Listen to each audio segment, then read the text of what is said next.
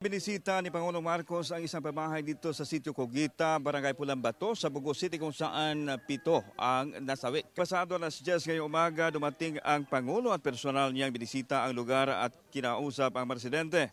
Kasamang nasawi sa Sitio Cogita ang 4 na miyembro ng isang pamilya, buntis pa naman ang isa.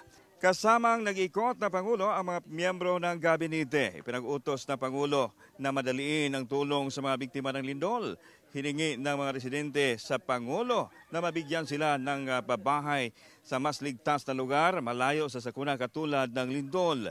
Dahil sa naitalang danyos, ipinagbigay alam sa mga residente na hindi na sila pwedeng bumalik sa lugar. Mayroong 200 units na mga bahay na itinayo sa Sitio Cogita, Barangay Pulambato para sa mga biktima noon ng Super Typhoon Yolanda noong 2013. Lahat ng mga bahay sa lugar ay nagkabitak-bitak na at hindi na umanuligtas. Ayon sa mga residente, hindi nila alam kung saan sila pupunta kung sila'y paalisin. Nakakaranas pa rin tayo ng mga pagyanig o mga aftershocks. Patuloy pa rin ang isinagawang search and retrieval operation sa mga biktima ng lindol.